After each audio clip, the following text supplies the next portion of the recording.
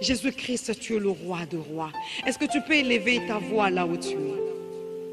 Nous t'élevons comme étant notre Père. Oh, le Père qui se soucie de ses enfants, le Père qui prend soin de nous. Même pendant que nous nous endormons, nous nous oublions, Seigneur. Tu veilles sur nous et tu nous épargnes de tout danger.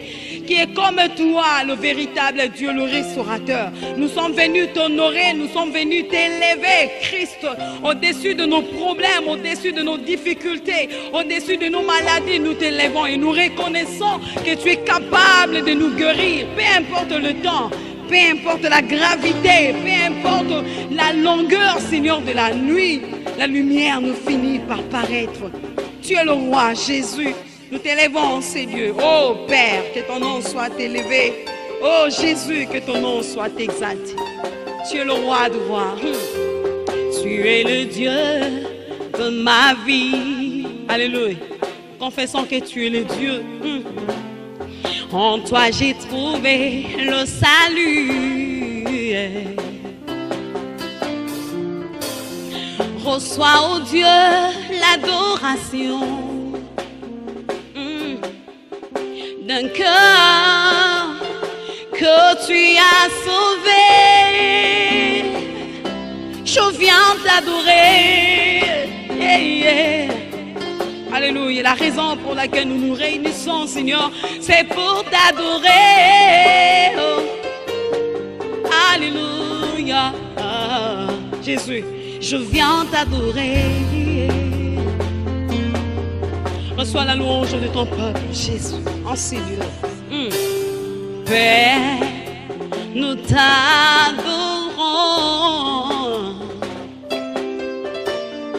Père, nous t'adorons. Oh, Père, nous t'adorons. Oh oui, Père, nous t'adorons. Chante avec nous. Oh yeah. Père,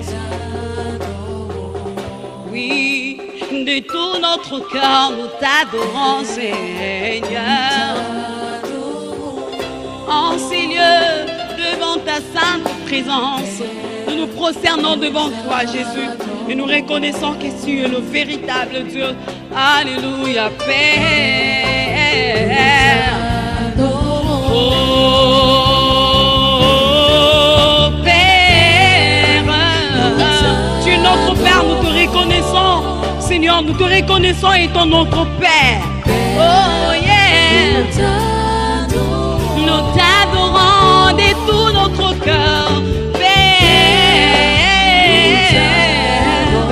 Oh Père, nous t'adorons. Yeah. Oh,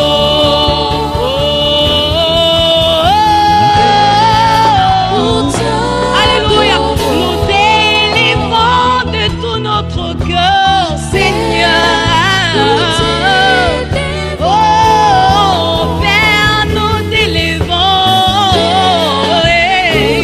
Au-dessus de nos maladies, nous t'élevons. Nous reconnaissons que tu es au-dessus de toutes choses, Jésus. Tu tiens l'univers entier entre tes mains. Adore le Seigneur, adore-le, adore-le, adore-le.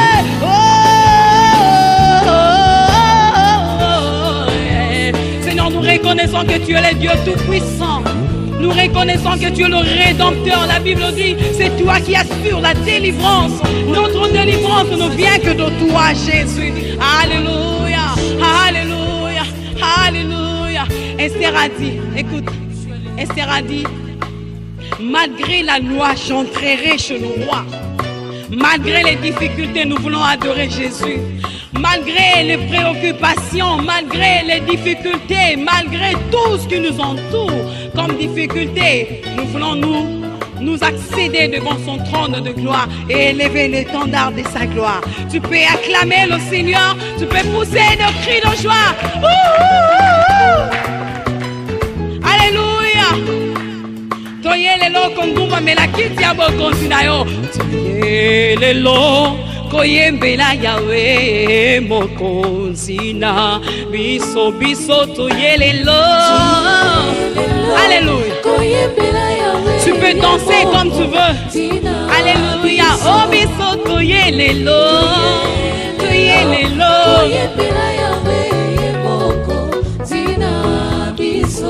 Oh, mama baye lelo. Koku misaya we pomoko nzina biso. Ha bilenge batiki nyonso bango baye panayo pomoko nzina lola biso toye lelo. Alléluia, alléluia, alléluia. Oh, biso toye lelo. Oh, yembela Yesu nzambe na bikamu. Mokonzi na kemba bongi na loku. Babala kate o basila kobala. Mabota kate basimba mapasa. Mokonzi na kemba bongi na masanjoli. Tu peux acclamer, tu peux pousser des cris de joie. Alléluia. Tu as un sauveur. Tu as le véritable Dieu. Et l'heure de la victoire est venue, où tout le monde doit élever l'étendard de la gloire de Jésus. Oh oh, chante. L'heure de la victoire, de la vérité a sonné dans mon cœur, que Jésus soit loué. Oh, l'heure de la victoire, l'heure de la vérité a sonné dans mon cœur, que Jésus soit loué. Oh, l'heure de la consolation est venue, a sonné dans mon cœur, alléluia, que Jésus soit loué. Oh, l'heure de la victoire, l'heure de la vérité a sonné dans mon cœur, que Jésus soit loué. Oh, que Jésus soit loué. Dans la vérité, que Jésus soit loué. À perpétuité, mon Rédempteur soit loué. Dans la vérité, oh, que Jésus soit loué. À perpétuité, le véritable Dieu soit loué. Dans la vérité, oh, que Jésus soit loué. À perpétuité, loué. Que Dieu soit loué, que Dieu soit. Ah, tu as raison d'acclamer. Tu as raison de danser. Car celui qui vient vers toi est la lumière du monde, le consolateur de cœur brisé. Oh, que Dieu soit loué à jamais. que Dieu soit loué à jamais. Loué. Que Dieu soit loué à jamais. Loué. Oh, que Dieu soit loué à jamais. Alléluia. Est-ce que tu peux danser avec nous? Danser, danser, danser. Oh, regarde l'huile sainte que le Seigneur est en train de verser sur toi. Oh, alléluia, alléluia. Oh, oh, oh, que Dieu soit loué à jamais. Alléluia. Que Dieu soit loué à jamais. Que Dieu soit loué dans ma vie. Que Dieu soit loué. Alléluia. Alléluia. Tu peux louer le Seigneur avec tes acclamations. Pendant que nous allons céder la place à l'orateur de ce jour, mets-toi à crier Hosanna. Hosanna, celui qui a vaincu la mort. Hosanna, celui qui assure la délivrance. C'est Jésus, la parole de vie. C'est Jésus, la lumière du monde. C'est Jésus, la parole qui restaure les âmes. Jésus est là à tes côtés. Jésus est venu pour te parler ce matin. Jésus est venu pour consoler ton cœur. Tu as longtemps pleuré, je le sais. Jésus sait que tu as longtemps pleuré, mais il est venu ce matin pour te réconforter. Jésus est là. Crois que Jésus-Christ, de la manière dont tu es entré, tu ne sortiras pas de la même. Jésus-Christ qui est le même, change ta situation en ce moment. Acclame le Seigneur, acclame, acclame, acclame. Alléluia, le véritable Dieu, c'est lui. Le restaurateur, c'est lui. Adonai, c'est lui. Le Dieu Tout-Puissant, c'est lui. Le restaurateur des âmes, le restaurateur des cœurs brisés. Jésus-Christ, le véritable. Alléluia. Reçois la louange, Seigneur. Hosanna.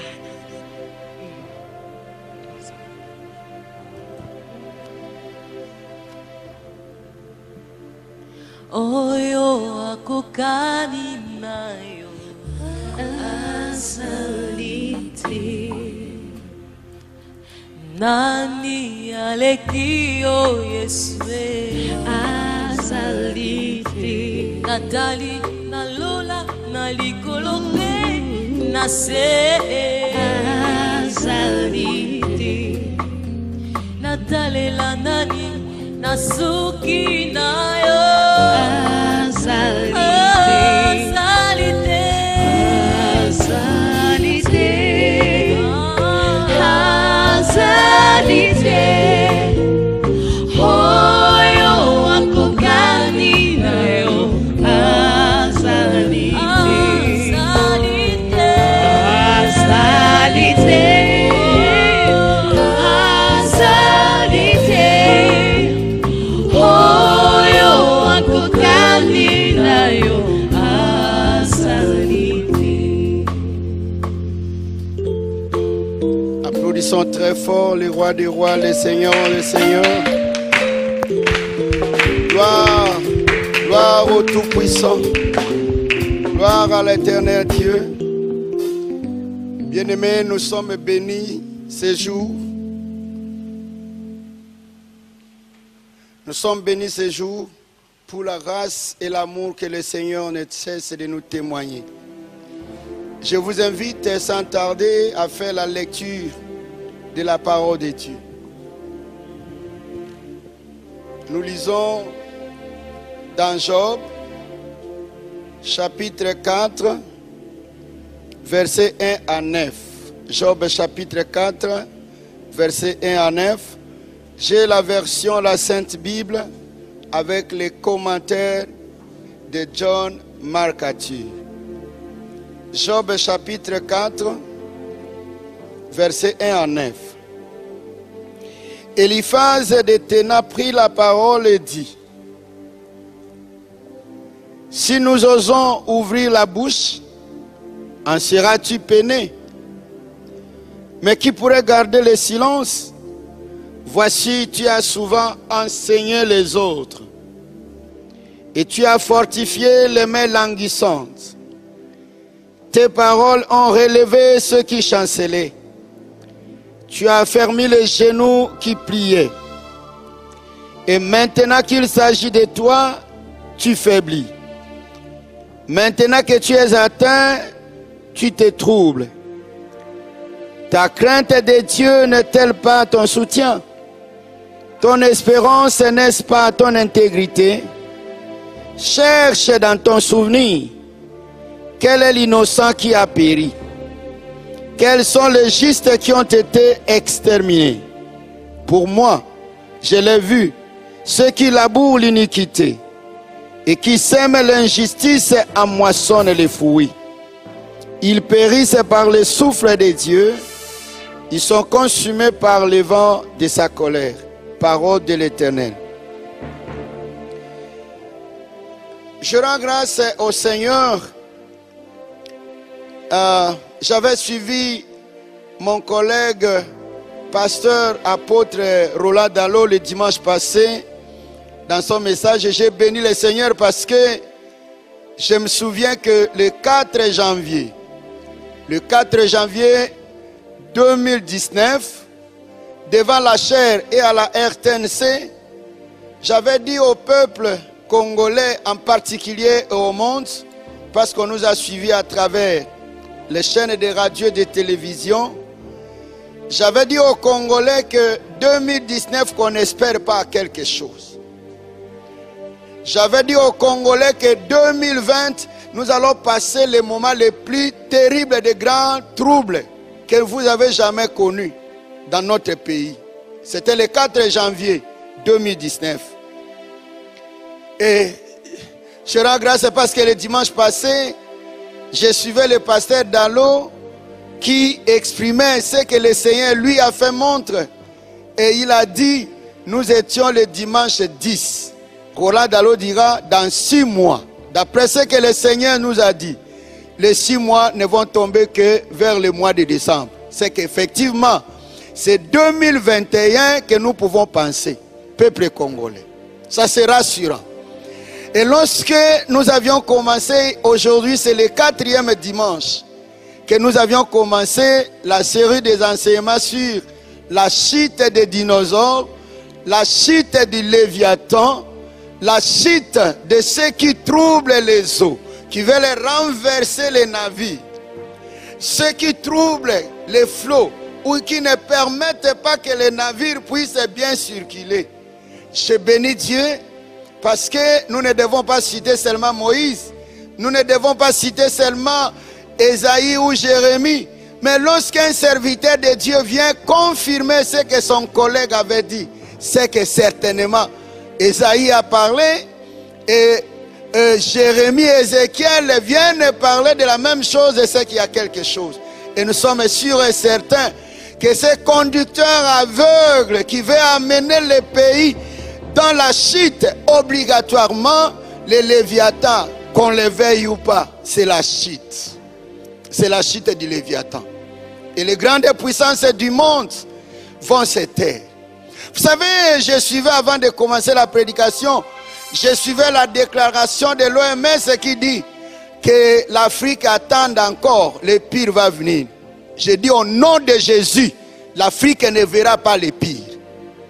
L'Afrique ne le verra pas parce que je vous avais dit au début de cet enseignement qu'il y a des fleuves, il y a des fleuves. Chaque fleuve, chaque mer a ses caractéristiques. La mer Rouge, ce n'est pas la mer Méditerranée. Chaque mer a un nom, a des caractéristiques appropriées. Et les dinosaures dépendent d'une mer à une autre. Et les flots ne se lèvent pas tous de la même manière.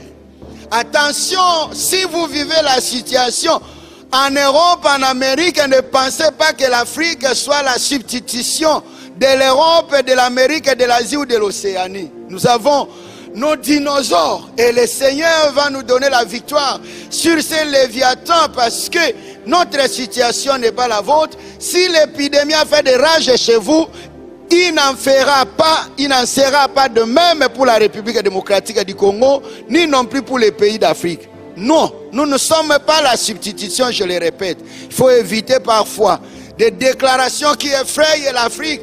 L'Afrique est au bord de la sortie. Nous sommes au goulot, nous sommes en train de sortir. Dieu va manifester la grandeur parce que le dimanche passé, je lis le texte. Je dis le texte encore. Le texte dit ceci. Écoute. Eliphaz de Théna prit la parole et dit: si nous osons ouvrir la bouche, en seras-tu peiné? Mais qui pourrait garder le silence? Mais vous pouvez parler, allez, parlez de tout ce que vous voulez. Dites ce que vous voulez. Mais écoutez bien aimés, souvenez-vous, je rappelle, parce que nous vous avions promis que aujourd'hui nous allons vous donner les médicaments pour guérir la plaie. L'ulcère de Job, où il est méprisé, il est minimisé, abandonné même par sa propre famille. Il est abandonné au sujet de moquerie par ses amis. Vous savez, quand vous passez des moments difficiles, ne vous attendez pas à l'aide humaine. Le cœur de l'homme est tortueux. Soyez-en sûrs. Ne comptez pas sur les hommes. Heureusement que Dieu va nous donner la solution. Regarde un peu. Nous sommes ici au chapitre 2 de Job. À partir du verset 11. 3 amis de Job, Eliphaz de Théman, Bildad de Chouak et Tshopha de Nana, apprirent tous les malheurs qui lui étaient arrivés. Ils se concertèrent et partirent de chez eux pour aller les plaindre et les consoler. Les plaindre et les consoler. Ayant de loin porté les regards sur lui, ils ne le reconnurent pas. Et ils élevèrent la voix et pleurèrent. Ils déchirèrent leurs manteaux et ils se jetèrent de la poussière en l'air au-dessus de leur tête. Et ils s'étaient assis à terre auprès de lui 7 jours et 7 nuits, sans lui dire une seule parole. car il voyait combien sa douleur était grande. Ah, mais ils sont partis pour les consoler. Et je vous rappelle encore deux paroles dans Proverbe chapitre 17. Proverbe chapitre 17, qu'est-ce que Proverbe 17 dit? Verset 17. Proverbe 17, verset 17 dit ceci. L'ami aime en tout temps, et dans le malheur, il se montre un frère. L'ami aime en tout temps, et dans le malheur, il se montre un frère. Ça, c'est Proverbe. Ésaïe chapitre 50, verset 4. Ésaïe chapitre 50, verset 4. J'ai lu le texte. Le Seigneur l'Éternel m'a donné une langue exercée pour que je sache soutenir par la parole celui qui est abattu. Il éveille chaque matin, il éveille mon oreille pour que j'écoute comme écoute des disciples. Il m'a pour que je sache soutenir par la parole celui qui est abattu. Celui qui est abattu. Mais je dois le soutenir par la parole. Mais écoute un peu les trois amis de Job qui sont venus. Ils sont venus pour les consoler. Ils sont venus pour les consoler.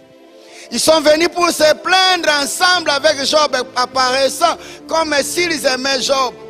Comme s'ils aimaient Job. Mais écoutez un peu ce que nous venons de lire. Si je prends la parole, si aussi Bildad prend la parole, si Tchophar prend la parole, est-ce que tu ne seras pas peiné?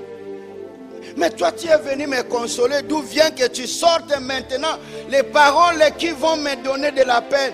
Tu es venu me consoler, se prendre avec moi, compatir avec moi dans la misère. Mais comment tu peux faire sortir des paroles qui vont me donner de la peine? C'est que tu n'es pas un ami. Parce qu'un ami, c'est celui qui a de bonnes paroles pour celui qui est abattu. Voilà le monde. Les gens de ce monde ne savent pas consoler. Malheur à celui qui se confie à l'homme.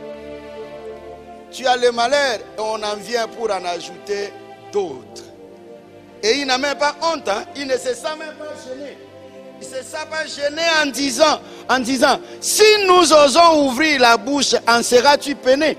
Mais je serai peiné lorsque vous allez me blesser encore, parce que vous êtes venu me consoler. Mais si vous avez les paroles de consolation, d'où vient que moi je peine? Si vous avez des problèmes de consolation, je serai dans la joie. Je serai guéri de ma détresse, de ma misère, du malheur qui m'a frappé. Mais lorsque tu prévois déjà que je serai peiné, c'est que tu m'apportes quelque chose.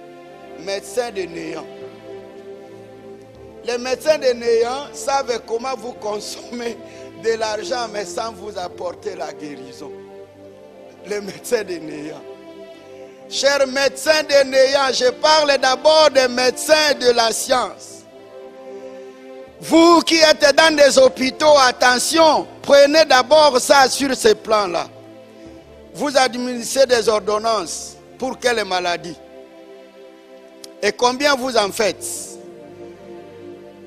Les examens de laboratoire où vous envoyez un pauvre malheureux, vous l'envoyez là où il ne peut pas parce que vous visez que vous avez quelque chose et les intérêts cachés.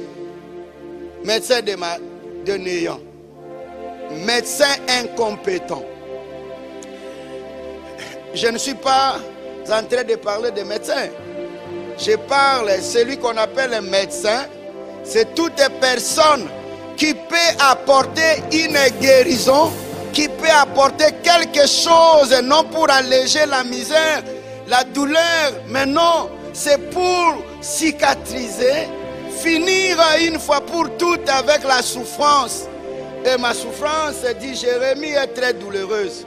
Et il n'y a personne qui vient pour me donner la solution. Et la femme de 12 ans avait dit, j'ai dépensé tout mon argent. Je suis allé voir plusieurs médecins et ma vie ne fait que s'empirer. Je m'adresse ici à l'Afrique, en République démocratique du Congo, au monde. Je m'adresse à un frère, à une sœur qui passe des moments difficiles. Je ne parle pas seulement de maladies biologiques, je ne parle pas seulement de maladies physiques. Je ne parle pas seulement des maladies psychosomatiques, mais je parle aussi des maladies spirituelles. Nous sommes malades. Vous savez que les complexes d'infériorité, pensez qu'il n'y a des solutions ailleurs. Mais je me souviens que ce jour-là, Pierre, voyant l'homme paralytique depuis des années, mais cet homme allait à l'église tous les jours. Ne pensez pas que fréquenter l'église c'est une garantie, bien-aimé dans le Seigneur. Ce n'est qu'une appartenance, ce n'est qu'une option que tu as prise. Je vous rappelle qu'Ésaïe dit, ce peuple m'honore de lèvres, mais son cœur est éloigné de moi. Il faut que l'amour de Dieu soit fondé dans le cœur. Et connaître Jésus-Christ comme son Seigneur et Sauveur. Ça ne sert à rien de déclarer qu'on est chrétien. Ça ne sert à rien. Et ce jour-là, Pierre a dit, Messieurs, toi tu viens, chaque jour on vient te déposer, mais aujourd'hui, moi je n'ai ni or ni argent, mais ce que j'ai, au nom de Jésus-Christ et de Nazareth, ta situation finie. Et la situation est finie. La situation. Et la femme de dire non, mais je suis allé chez le médecin et j'ai dépensé l'argent. Si moi je pouvais toucher seulement les vêtements de Jésus, j'ai la solution. Et l'ayant touché, la solution a été donnée. Regardez comment miraculeusement, on pose la question à Pierre. Pierre, comment cela est arrivé? Il dit, ce n'est pas Jean, ce n'est pas moi, mais c'est Jésus-Christ de Nazareth qui vous apporte la solution. Je ne vous invite pas encore à croire en Jésus. Allons-y un peu, vous allez comprendre que même sans lancer l'appel, vous aurez le goût parce que vous êtes tombé, humainement parlant, entre les médecins sans frontières, les médecins incapables, les incompétents, les médecins de néant, les charlatans, qui sont en train de tâtonner mais qui ne donnent pas de solution. Oh, je ne parle pas de ces médecins, je reviens maintenant à nous serviteurs de Dieu. Mais bien aimé, moi je ne vous demande pas de quitter votre église, mais choisissez aussi là où il faut prier, sinon vous allez perdre de temps avec les médecins incompétents, les médecins de néant, qui n'apportent pas quelque chose, mais qui sont en train de déclarer. Vous me direz certainement, mais pasteur, vous aviez parlé en 2019 que le 2019-2020, les choses n'iront pas. Vous venez de citer votre collègue Roland Dallot. Vous aussi, vous ne serez pas des pasteurs de néant. J'ai dit non, parce que je suis convaincu qu'en 2021, vous allez voir la situation qui va se passer en République démocratique du Congo. Prenez les audios, comme vous avez l'habitude maintenant. Mais 2021, qu'on le veuille ou pas, le Seigneur va agir dans notre pays. Et on va changer les chauffeurs, comme a dit le pasteur Roland Dallot. Les chauffeurs aveugles, on n'a pas besoin d'un chauffeur aveugle. Ni dans ta famille, ni dans ton école. Partout, tu n'as pas besoin d'un chauffeur aveugle. Tu n'as pas besoin de quelqu'un qui va te plonger dans l'eau. Mais nous avons besoin d'avoir le seul chauffeur qui voit clair. Il s'appelle Jésus-Christ de Nazareth. Et nous avons la direction à suivre.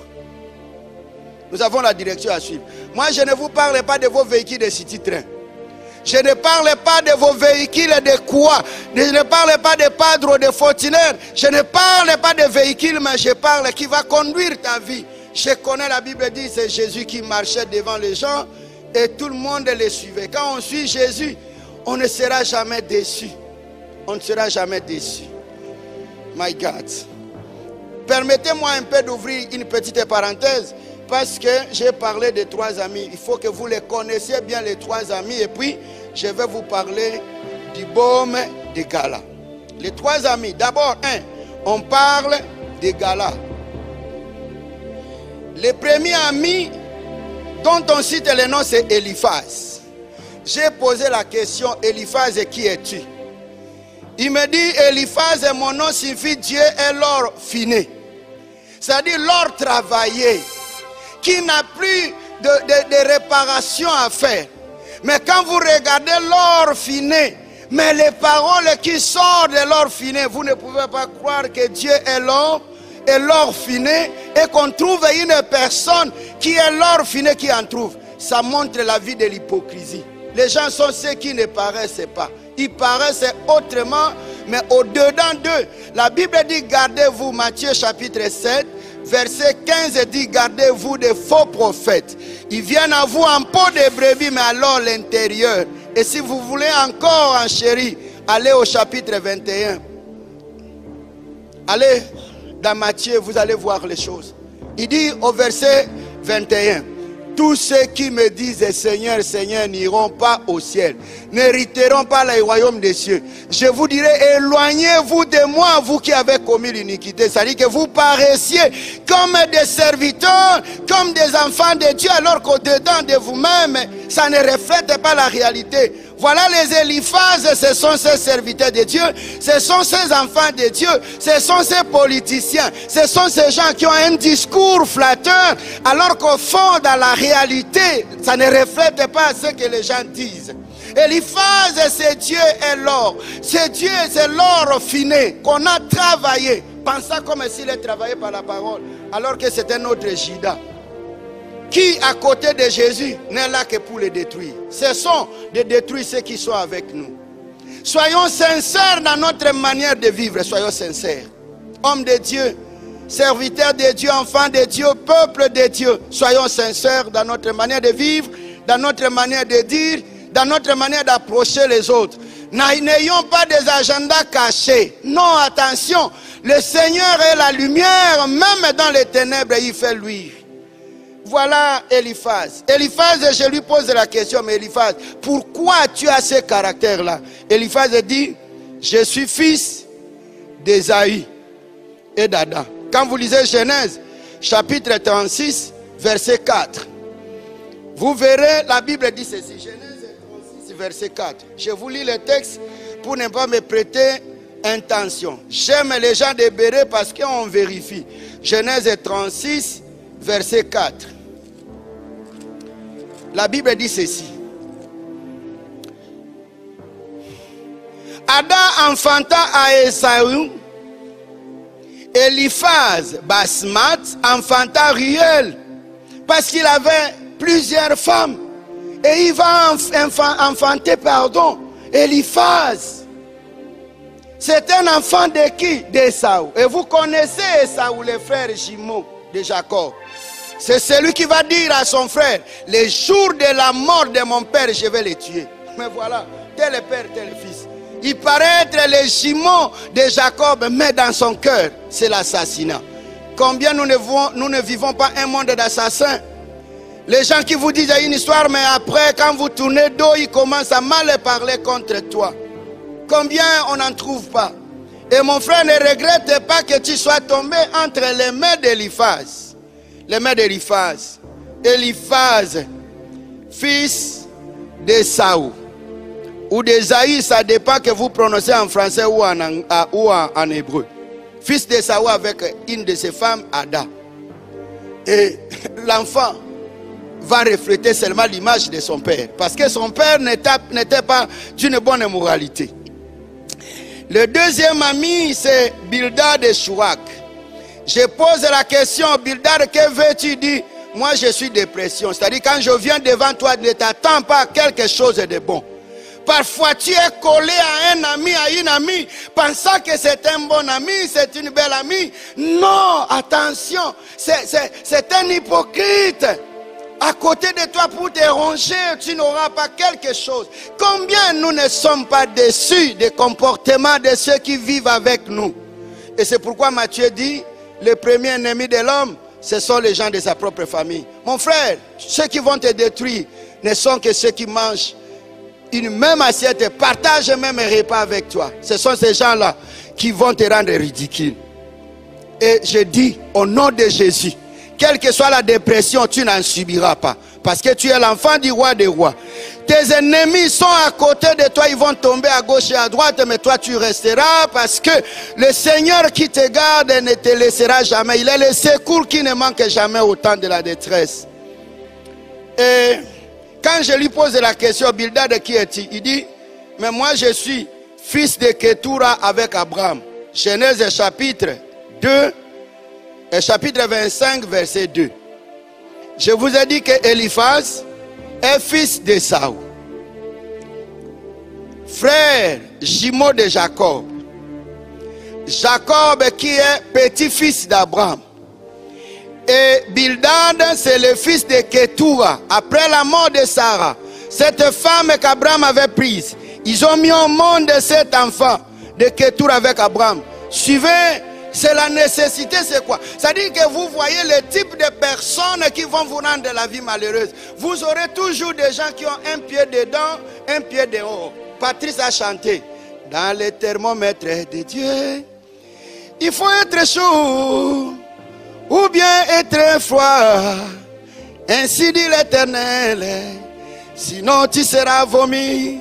Dieu n'aime pas les tièdes. Il faut être chaud ou bien être froid. Ainsi dit l'Éternel. Sinon tu seras vomi. Mon frère, quelle est ta température? Quelle est ta température? Quelle est ta température devant l'Éternel? Ce sont les enfants de Kétoura. Les gens qui ne sont pas. Et puis le prophète Élie va dire jusqu'à quand clocherez-vous tantôt à gauche, tantôt à droite. Le matin il est chrétien, mais le soir il devient une autre personne. Ce sont les mélanges, les métis spirituels. On ne sait même pas quelle est couleur. Est-ce que tu es chrétien ou tu ne l'es pas? Oh, fils de Kétoura. Une association de gens aux dérives du malheur. Et le troisième ami, c'est Tchofar. Je pose à Tchofar, quel est ton problème? Il dit, moi je suis un moineau. C'est-à-dire, je suis en train de crier chaque jour. C'est comme ça que tu t'es fait entourer de gens qui à tout moment ne propagent que des mauvaises nouvelles contre toi. À tout moment, ils te font des querelles. À tout moment, ils parlent du mal. Ils ne parlent que du mal.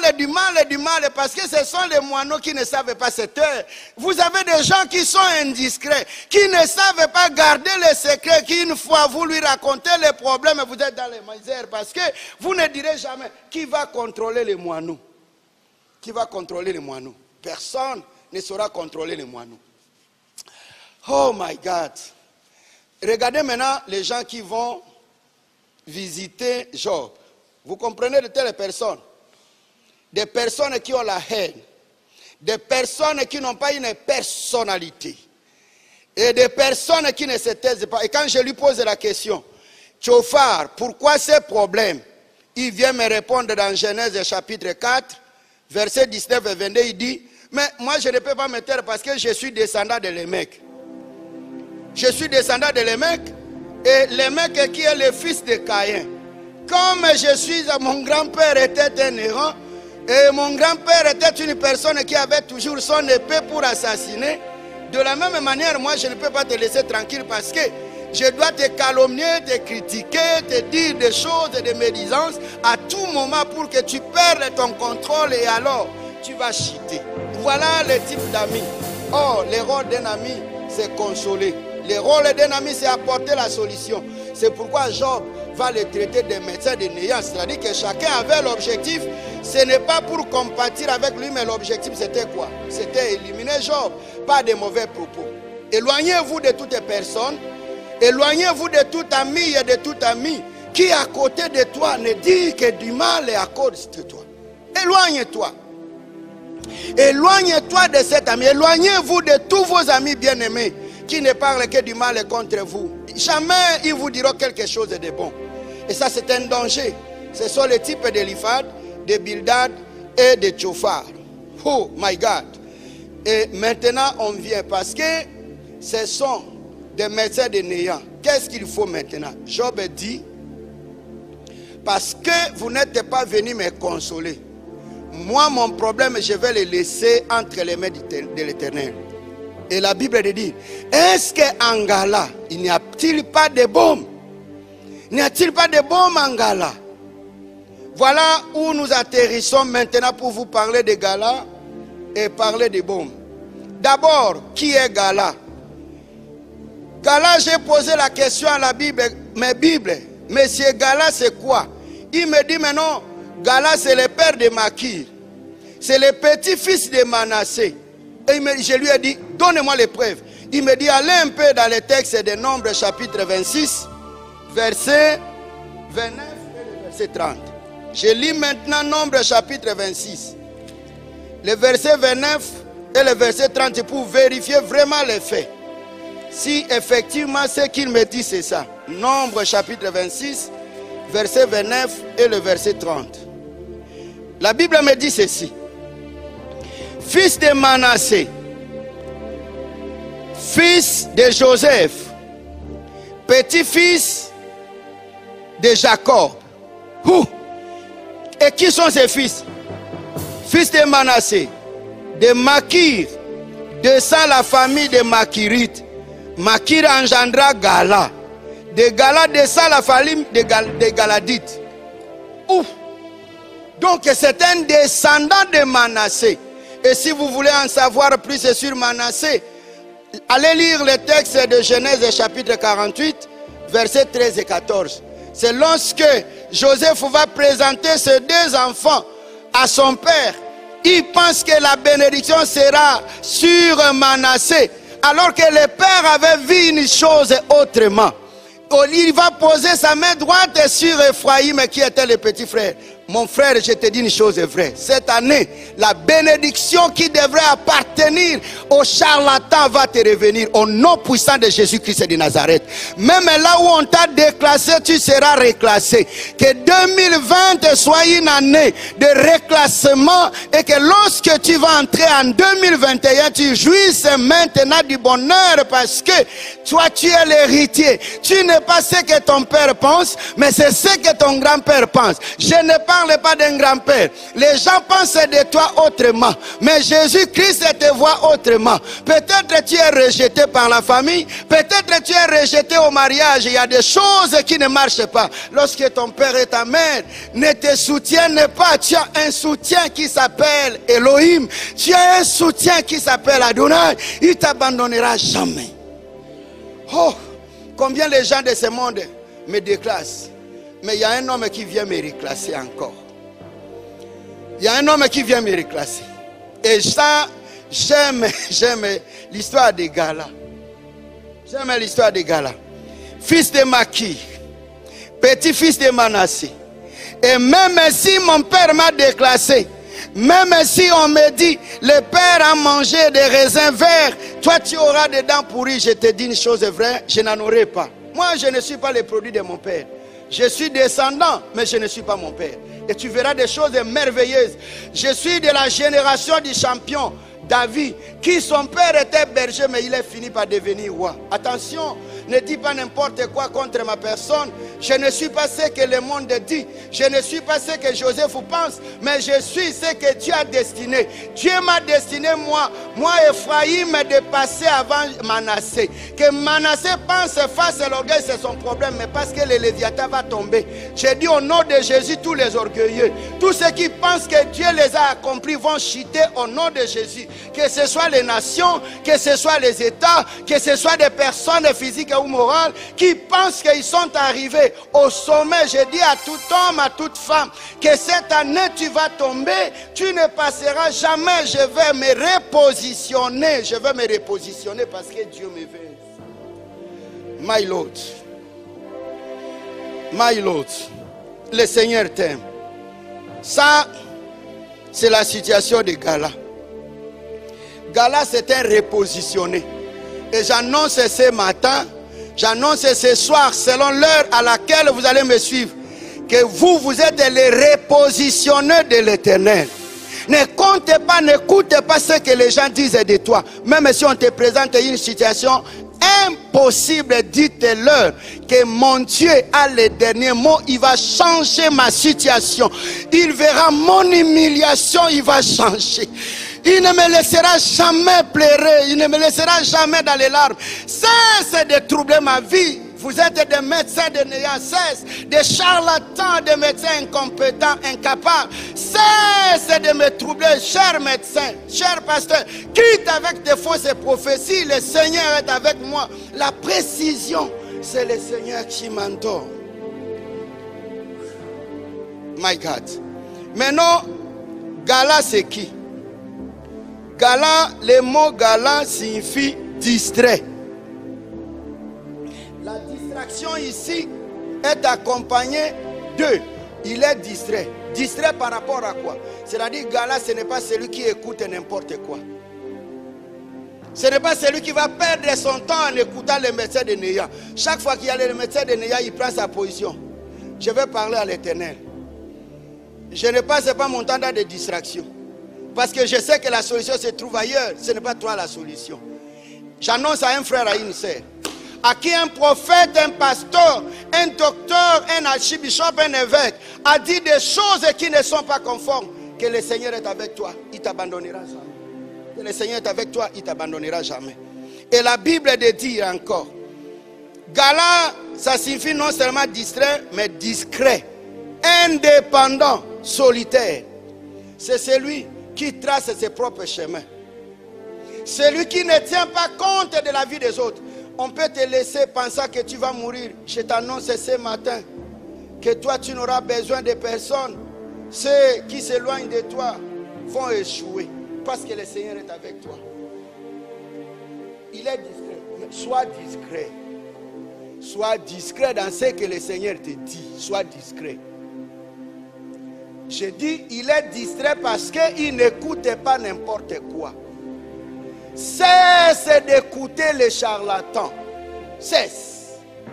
Mais parce que tu as la promesse de l'Éternel, sois discret. N'aille pas à tout parler à tout moment. Que les gens soient surpris de ce qui va t'arriver. Je me souviens de cette parole. Je pense que Maman Katila où elle est comprendra ça. Michée chapitre 7 verset 5 dit: ne te fie pas même à celui ou à celle qui dort sur ta poitrine. Ce texte est en train de nous séparer dans les mariages, nous qui avons des épouses. Donc, même à un certain moment, il y a des choses que Dieu peut te dire que tu ne peux pas transmettre à ton mari. Il y a des choses que Dieu ne te permet pas de transmettre à ta femme. Cathy, ne te fâche pas, s'il te plaît, ce n'est pas moi, c'est Michée, chapitre 7, verset 5, tu vas lire le texte. Il dit, il y a certaines choses, parce qu'il y a des situations, quand vous les passez, c'est ta main. Et ça ne demande même pas de partager à votre femme, sinon elle sera découragée, votre mari sera découragé. Dieu dit, il y a des choses, quand ça te passe, ne te confie à personne, mais aie les yeux fixés vers Jésus. My God. Et Gad, c'est un optimiste, c'est un homme de précision, c'est un homme qui ne dépend de personne, qui se retire de tout ce que je vois ici. Romain dit, ne vous confiez pas, ne vous adonnez pas aux habitudes de ce siècle, mais soyez transformés. Le Seigneur va faire des choses. Alors, Galade, au fond, ça signifie quoi? Galade, c'est celui qui vise à l'avenir. Baume de Galade, je me limite là pour cet enseignement. Il y a l'onction d'huile d'olive et il y a l'onction d'huile de baume de Gala. Ce n'est pas la même onction.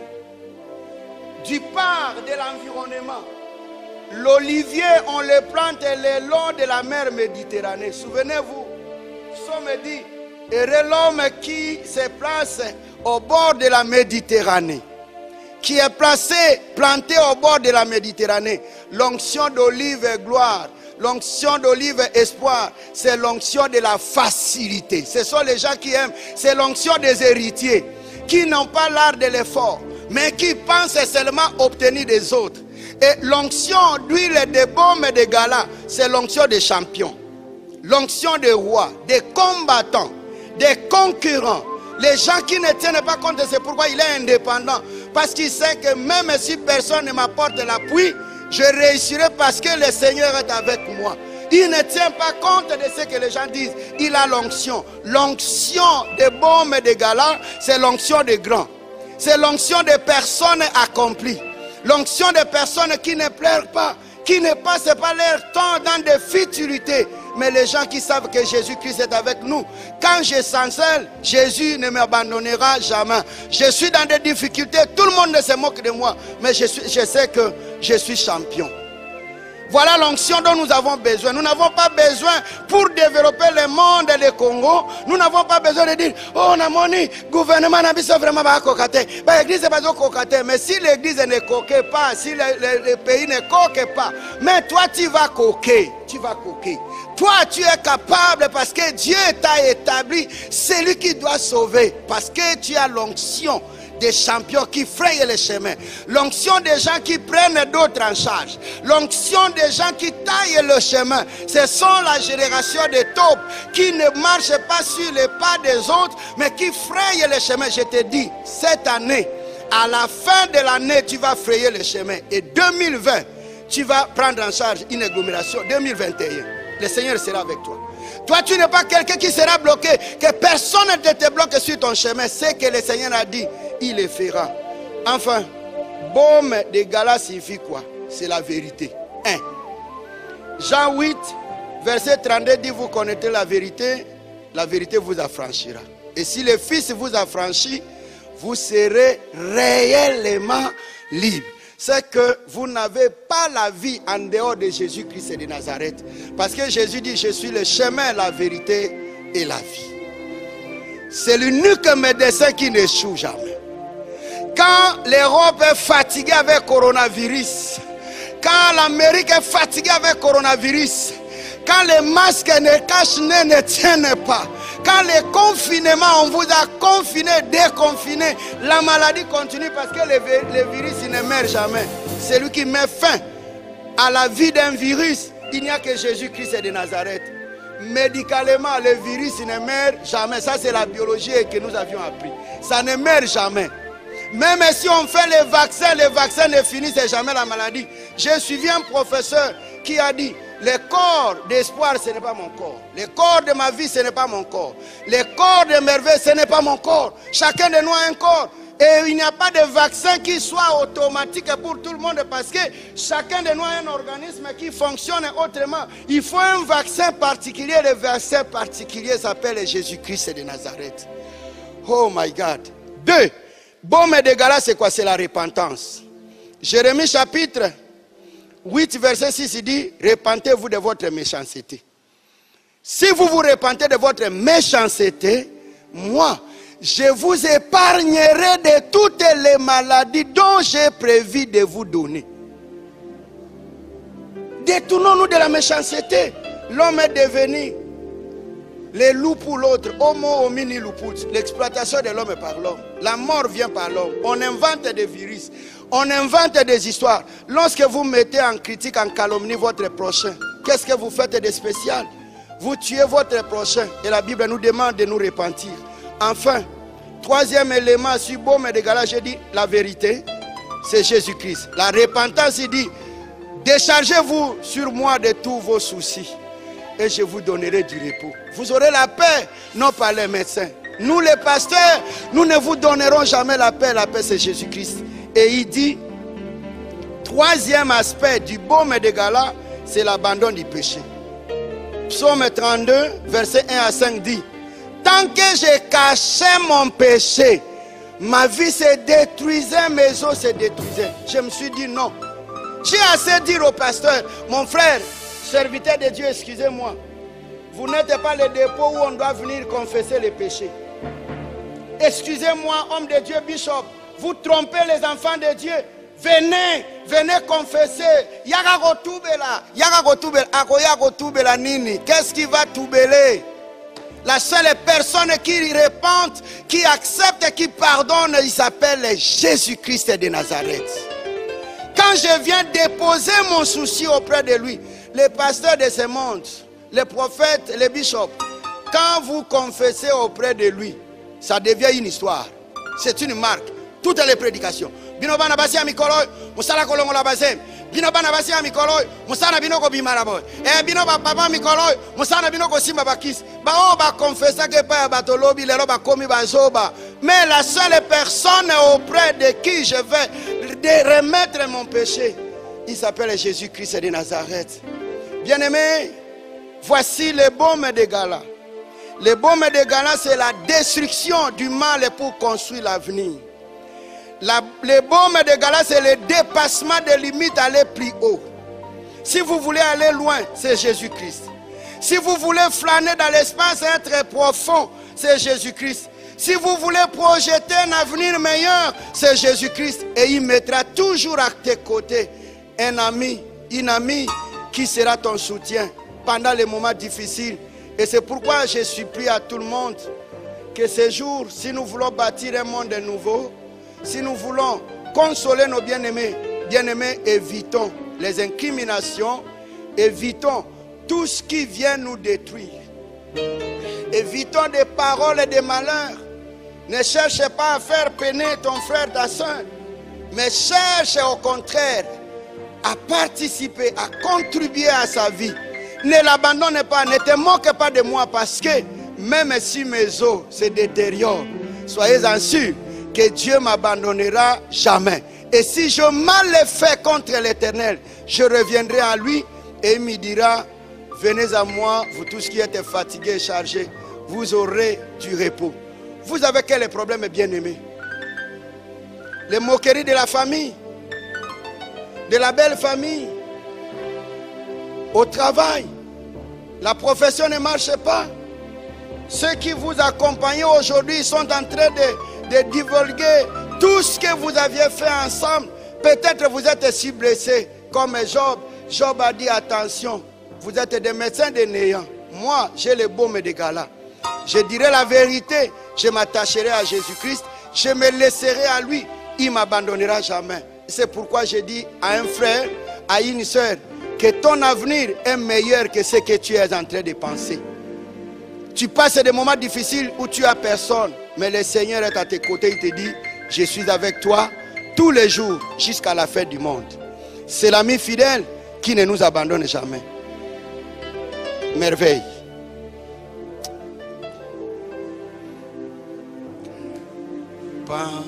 Pendant les jours d'orage, d'obscurité, de froid, qu'affaiblit mon courage, que ferais-je sans toi? Chaque jour, à chaque heure, oh, j'ai besoin de toi. Viens, Jésus, aide-moi auprès de moi. Seigneur, que tu bénisses ma soeur, que tu bénisses mon frère, toujours à leur côté, pour les relever de la peine, au nom de Jésus-Christ. Amen. Oh, yes, baby, Nankunda. Oh, baby, Alléluia. Oh, yes, baby, Nankunda. Tu as raison de chanter, tu as raison d'acclamer, tu as raison de pousser un cri de joie. Oh,